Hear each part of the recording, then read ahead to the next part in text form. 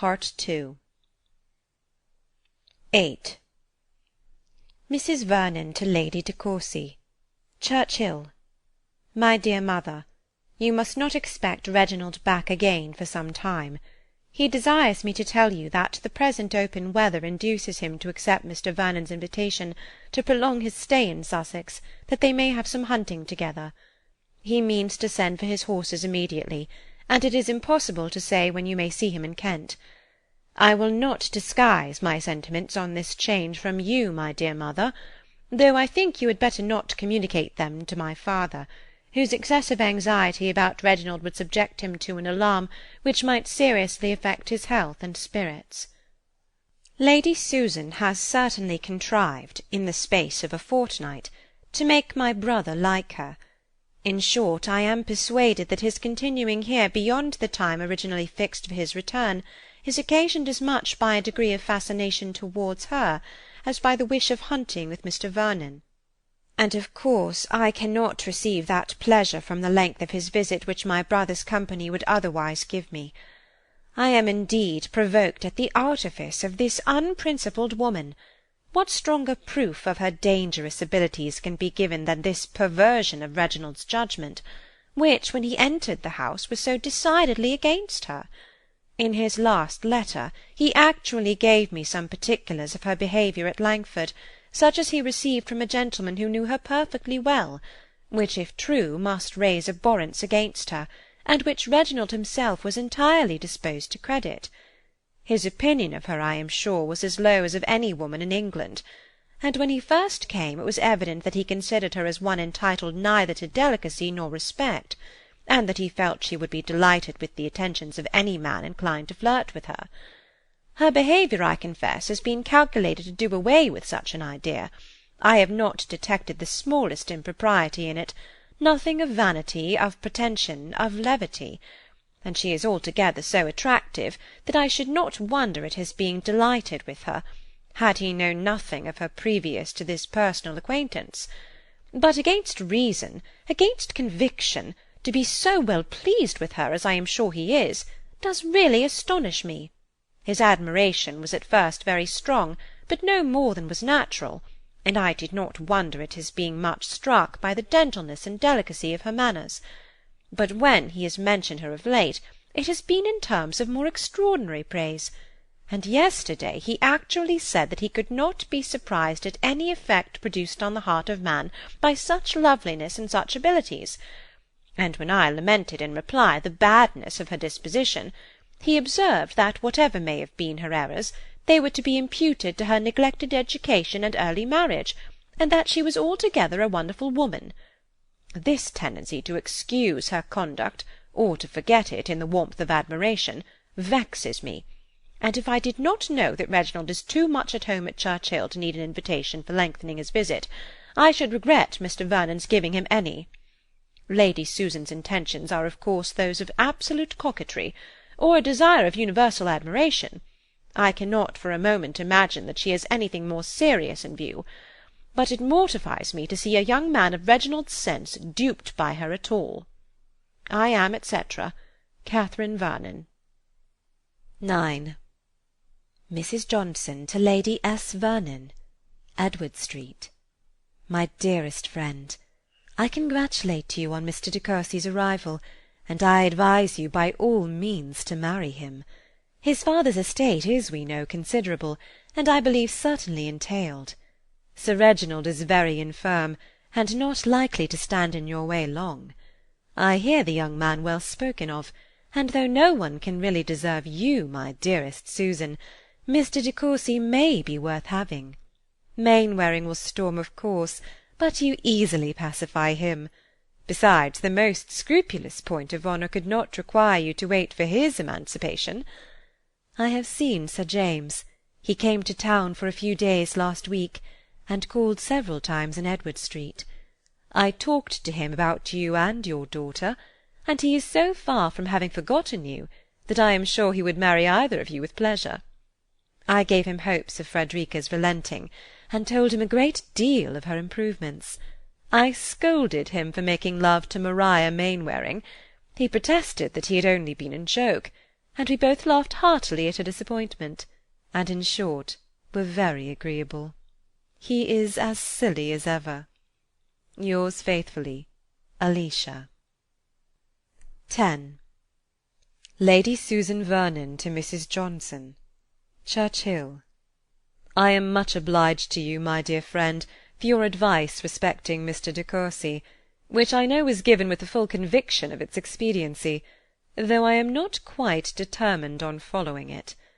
I cannot easily resolve on anything so serious as marriage, especially as I am not at present in want of money, and might perhaps, till the old gentleman's death, be very little benefited by the match. It is true that I am vain enough to believe it within my reach. I have made him sensible of my power, and can now enjoy the pleasure of triumphing over a mind prepared to dislike me, and prejudiced against all my past actions. His sister, too, is, I hope, convinced how little the ungenerous representations of any one to the disadvantage of another will avail when opposed by the immediate influence of intellect and manner. I see plainly that she is uneasy at my progress in the good opinion of her brother, and conclude that nothing will be wanting on her part to counteract me.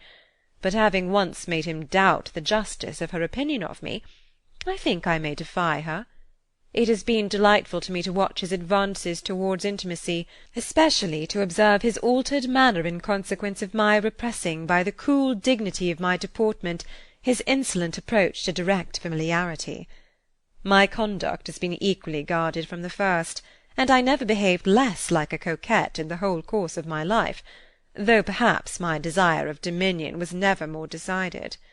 I have subdued him entirely by sentiment and serious conversation, and made him, I may venture to say, at least half in love with me, without the semblance of the most commonplace flirtation.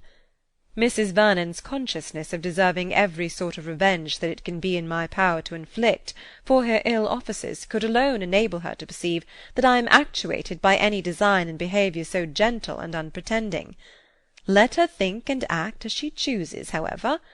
I have never yet found that the advice of a sister could prevent a young man's being in love if he chose. We are advancing now to some kind of confidence, and, in short, are likely to be engaged in a sort of platonic friendship. On my side, you may be sure of its never being more, for if I were not attached to another person as much as I can be to any one, I should make a point of not bestowing my affection on a man who had dared to think so meanly of me. Reginald has a good figure, and is not unworthy the praise you have heard given him, but is still greatly inferior to our friend at Langford. He is less polished, less insinuating than Mainwaring, and is comparatively deficient in the power of saying those delightful things which put one in a good humour with oneself and all the world.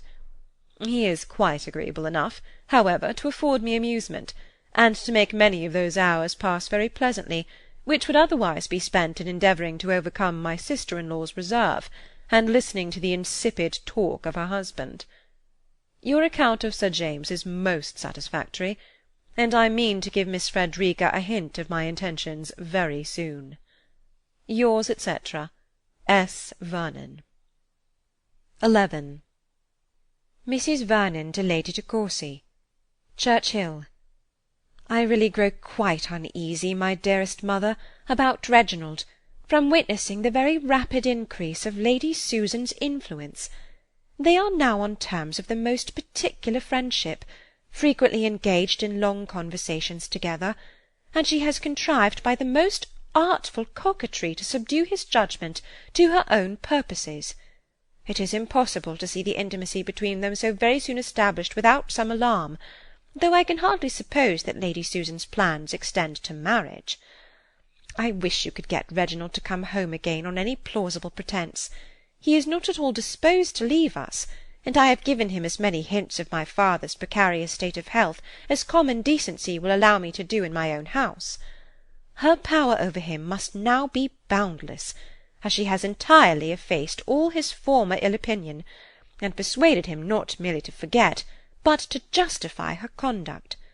Mr. Smith's account of her proceedings at Langford, where he accused her of having made Mr. Mainwaring and a young man engaged to Miss Mainwaring distractedly in love with her, which Reginald firmly believed when he came here, is now he is persuaded only a scandalous invention. He has told me so with a warmth of manner which spoke his regret at having believed the contrary himself. How sincerely do I grieve that she ever entered this house!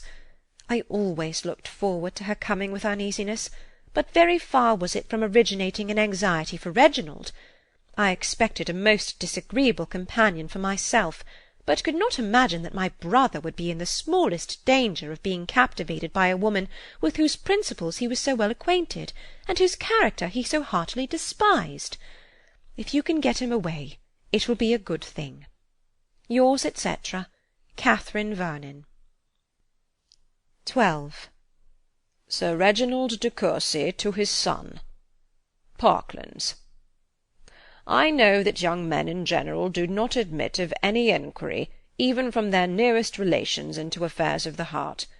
But I hope, my dear Reginald, that you will be superior to such as allow nothing for a father's anxiety, and think themselves privileged to refuse him their confidence and slight his advice. You must be sensible that as an only son, and the representative of an ancient family, your conduct in life is most interesting to your connections, and in the very important concern of marriage especially, there is everything at stake, your own happiness, that of your parents, and the credit of your name. I do not suppose that you would deliberately form an absolute engagement of that nature without acquainting your mother and myself, or at least without being convinced that we should approve of your choice. But I cannot help fearing that you may be drawn in, by the lady who has lately attached you, to a marriage which the whole of your family, far and near, must highly reprobate. Lady Susan's age is itself a material objection, but her want of character is one so much more serious that the difference of even 12 years becomes in comparison of small amount. Were you not blinded by a sort of fascination, it would be ridiculous in me to repeat the instances of great misconduct on her side so very generally known. Her neglect of her husband, her encouragement of other men, her extravagance and dissipation, were so gross and notorious that no one could be ignorant of them at the time, nor can now have forgotten them. To our family she has always been represented in softened colours by the benevolence of Mr. Charles Vernon, and yet, in spite of his generous endeavours to excuse her, we know that she did, from the most selfish motives, take all possible pains to prevent his marriage with Catherine. My years and increasing infirmities make me very desirous of seeing you settled in the world. To the fortune of a wife the goodness of my own will make me indifferent, but her family and character must be equally unexceptionable.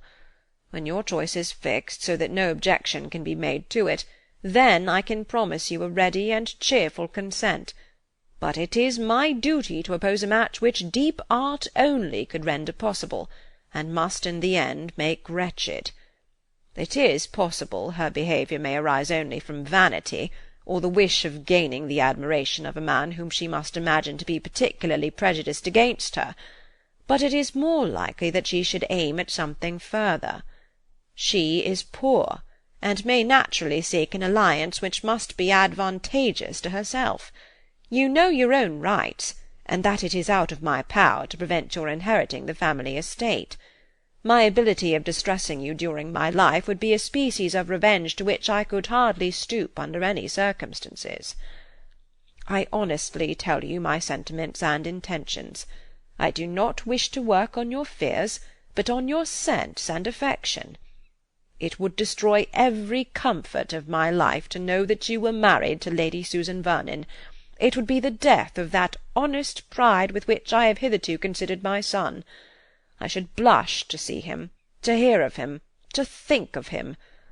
I may perhaps do no good but that of relieving my own mind by this letter, but I felt it my duty to tell you that your partiality for Lady Susan is no secret to your friends, and to warn you against her. I should be glad to hear your reasons for disbelieving Mr. Smith's intelligence. You had no doubt of its authenticity a month ago. If you can give me your assurance of having no design beyond enjoying the conversation of a clever woman for a short period, and of yielding admiration only to her beauty and abilities, without being blinded by them to her faults, you will restore me to happiness. But if you cannot do this, explain to me at least what has occasioned so great an alteration in your opinion of her. I am, etc., etc., Reginald de Courcy. 13. Lady de Courcy to Mrs. Vernon. Parklands. My dear Catherine, unluckily I was confined to my room when your last letter came, by a cold which affected my eyes so much as to prevent my reading it myself, so I could not refuse your father when he offered to read it to me, by which means he became acquainted, to my great vexation, with all your fears about your brother. I had intended to write to Reginald myself as soon as my eyes would let me, to point out as well as I could the danger of an intimate acquaintance with so artful a woman as Lady Susan to a young man of his age and high expectations. I meant, moreover, to have reminded him of our being quite alone now, and very much in need of him to keep up our spirits these long winter evenings. Whether it would have done any good can never be settled now, but I am excessively vexed that Sir Reginald should know anything of a matter which we foresaw would make him so uneasy. He caught all your fears the moment he had read your letter, and I am sure he has not had the business out of his head since. He wrote by the same post to Reginald a long letter full of it all, and particularly asking an explanation of what he may have heard from Lady Susan to contradict the late shocking reports. His answer came this morning, which I shall enclose to you, as I think you will like to see it. I wish it was more satisfactory, but it seems written with such a determination to think well of Lady Susan, that his assurances as to marriage, etc., do not set my heart at ease. I say all I can, however, to satisfy your father, and he is certainly less uneasy since Reginald's letter. How provoking it is, my dear Catherine, that this unwelcome guest of yours should not only prevent our meeting this Christmas, but be the occasion of so much vexation and trouble. Kiss the dear children for me. Your affectionate mother, C. de Courcy. 14. Mr. de Courcy to Sir Reginald. Church-Hill. My dear Sir, I have this moment received your letter, which has given me more astonishment than I ever felt before. I am to thank my sister, I suppose, for having represented me in such a light as to injure me in your opinion, and give you all this alarm. I know not why she should choose to make herself and her family uneasy by apprehending an event which no one but herself, I can affirm, would ever have thought possible. To impute such a design to Lady Susan would be taking from her every claim to that excellent understanding which her bitterest enemies have never denied her. And equally low must sink my pretensions to common sense if I am suspected of matrimonial views in my behaviour to her.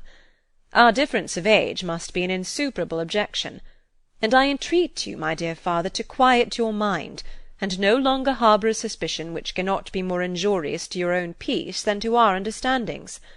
I can have no other view in remaining with Lady Susan than to enjoy for a short time, as you have yourself expressed it, the conversation of a woman of high intellectual powers. If Mrs. Vernon would allow something to my affection for herself and her husband in the length of my visit, she would do more justice to us all.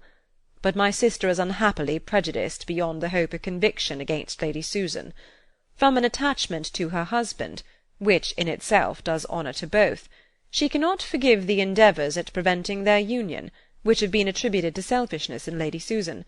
But in this case, as well as in many others, the world has most grossly injured that lady, by supposing the worst where the motives of her conduct have been doubtful. Lady Susan had heard something so materially to the disadvantage of my sister as to persuade her that the happiness of Mr. Vernon, to whom she was always much attached, would be wholly destroyed by the marriage.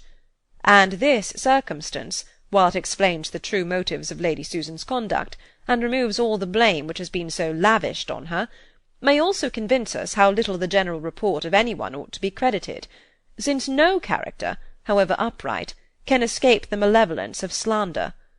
If my sister, in the security of retirement, with as little opportunity as inclination to do evil, could not avoid censure, we must not rashly condemn those who, living in the world and surrounded with temptations, should be accused of errors which they are known to have the power of committing.